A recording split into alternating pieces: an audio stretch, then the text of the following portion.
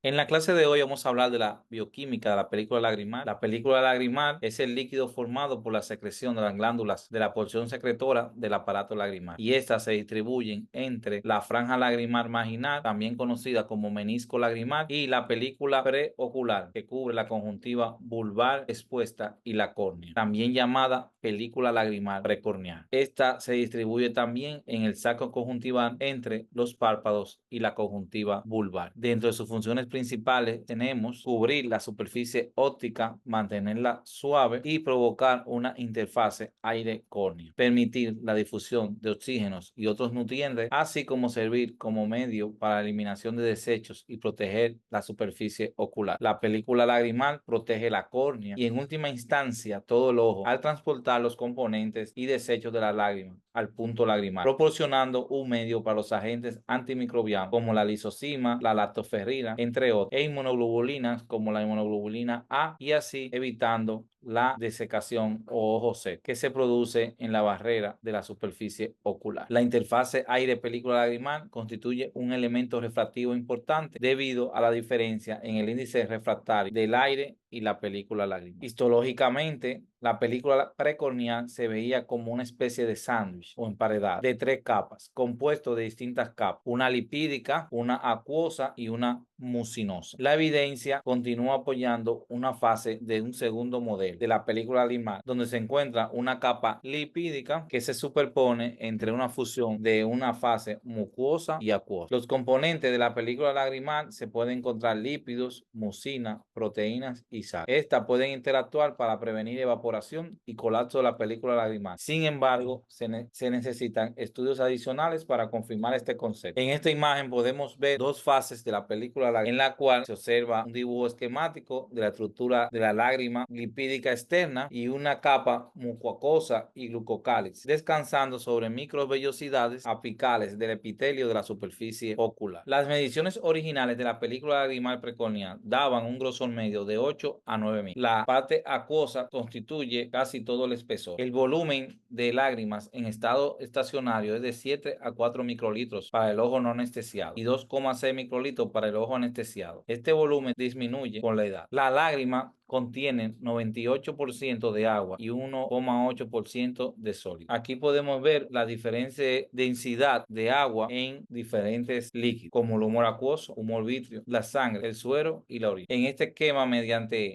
fotometría, tenemos una medición de la luz obtenida por fluoresceína con el propósito de evaluar la integridad de las barreras oculares, donde podemos ver que en una velocidad de secreción en un ojo no anestesiado aproximadamente de 2,5 microlitros, mientras que el volumen en el no anestesiado de 7,4 microlitros. El pH es de aproximadamente 6,5 a 7,6 en la lágrima. Y los electrolitos que lo conforman está el sodio, potasio, calcio, magnesio, cloro, entre otros. El pH de las lágrimas no estimulada es alrededor de 7,4 y se aproxima al plasma sanguíneo entre 5,0 y 8,35. Los límites habituales de 7,3 a 7,5. Se observa un pH más ácido de alrededor de 7,25 después de un cierre palpebral prolongado, lo que quizás se deba al dióxido de carbono producido por la córnea y atrapado en la reserva de las lágrimas subpalpebrales. El pH de la lágrima es característico de cada individuo y el mecanismo amortiguador, conocido también como buffer, lo mantiene en un nivel relativamente constante durante las horas de vigilia. La permeabilidad del epitelio corneal no parece ser afectada por amplias variaciones del pH del líquido lagrimal. Cabe destacar que la estimulación refleja la lágrima durante la adaptación inicial o lente de contacto determina una disminución de electrolitos y proteínas totales, lo que provoca hipotonicidad, y esta hipotinosidad relativa puede explicar el edema de córnea que suele observarse en las primeras etapas del uso de lente de contacto. En relación a la capa lipídica, la capa más externa constituye un 0,2% del espesor de la película lagrimal. Es secretada principalmente por las glándulas de meibomio y la glándula de 6 y mol, alojada en la base de las pestañas. Se libera en el borde palpebral y es distribuida por la acción del parpadeo sobre toda la superficie ocular, distribuida en la zona interna de los párpados superior e inferior. Dentro de la función de la capa lipídica podemos observar que esta retarda la evaporación de la película lagrimal,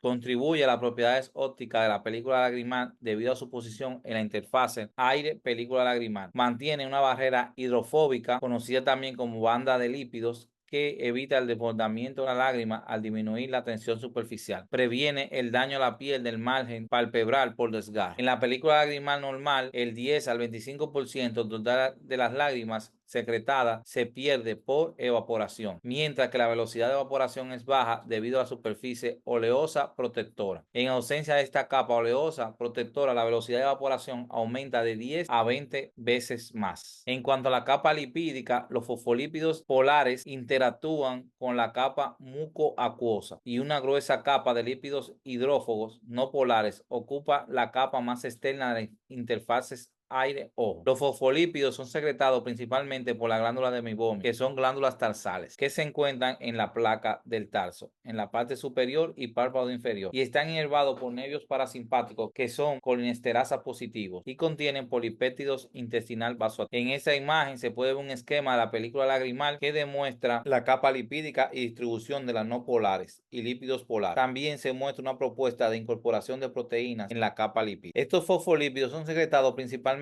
por la glándula de Meibomian, que se encuentran en la placa tarsal de la parte superior y los párpados inferiores. Existen aproximadamente de 30 a 40 glándulas de Meibomian en el párpado superior y 20 a 30 en el párpado inferior. Cada orificio de la glándula se abre sobre la piel del borde del párpado entre la línea gris tarsal y la unión mucocutánea y está inervado por nervios parasimpáticos que son colinesterasa positivo y contienen polipéptido intestinal vasoactivo. Simpático y sensorial, los nervios están presentes pero escasamente distribuidos. Los nervios positivos para neuropéptidos son abundantes en esta parte del párpado. Las glándulas sebáceas de Say y de Moll en el borde del párpado, cerca de las raíces de las pestañas, están ubicadas. También secretan lípidos que se incorporan a la película lagrimal. Clínicamente, la evaporación de la película lagrimal se puede evaluar evaluando también el tiempo de rotura lagrimal, conocido como BUT. Esta secretada principalmente por la glándula de Meibomian y la glándula de Say y Moll, alojadas en la base de las pestañas. Moll tiene una secreción apócrina, mientras la de Meibomian y la de Say tienen una secreción holócrina. Contrariamente a la creencia que atribuía la secreción básica a las glándulas lagrimales accesorias de Krauss y Wolf y secreciones reflejan la glándula lagrimal principal, ahora se piensa que todas las glándulas lagrimales funcionan como una unidad, junto con la superficie ocular y el cerebro. Además, la córnea y la conjuntiva pueden responder secretando electrolitos, agua y mucina. Aunque la glándula de Meibomian está inervada, no se sabe si los nervios median la secreción de lípidos de esta glándula. La secreción refleja está mediada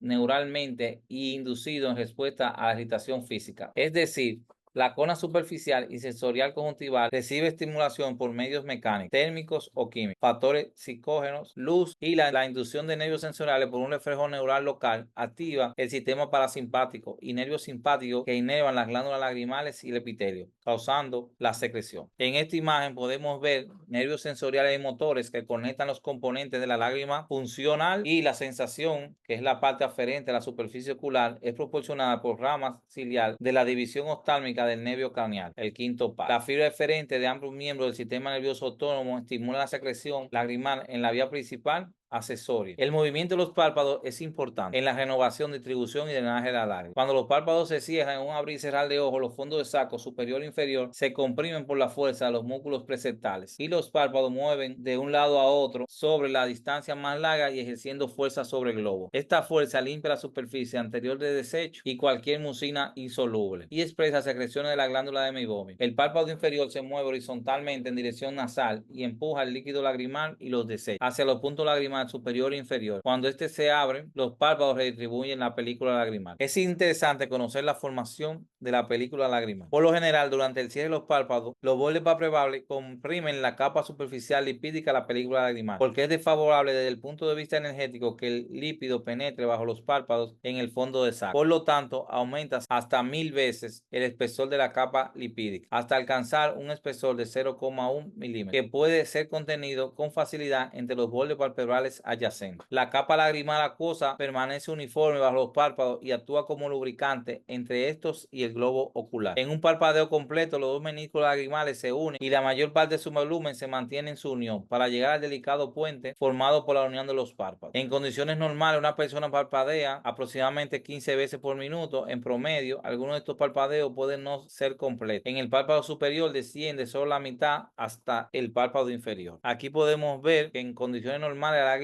fluye a lo largo del margen palpebral y se estima que el 90% se distribuye por el canalículo inferior y solamente un 10%, que es el restante, se distribuye por el canalículo superior debido al factor gravedad. Cuando salen los ojos, los músculos se relajan, el saco colapsa, lo que genera una presión positiva que impulsa la lágrima por el conducto hacia la nariz, provocando un vaciamiento del saco. Las aberturas se desplazan en sentido lateral, los canalículos se alargan y se llenan de lágrimas. Se ha demostrado que la tasa de recaño lagrimal es significativamente menor en un paciente sintomático con ojo seco que en un paciente asintomático en ojo seco. Se ha aceptado ampliamente un mecanismo de retroalimentación neural para la secreción de la lágrima. La córnea y la glándula lagrimal no están directamente conectadas. El daño corneal profundamente afecta a la glándula lagrimal, que a su vez regula a la baja la producción de lágrimas. Según la teoría circular, esta regulación a la baja se debe a la secreción de citoquinas inflamatorias que bloquean las señales neurales para la secreción de la lágrima. Este esquema no es más que el ciclo de retroalimentación, el cual busca explicar el mecanismo iniciado por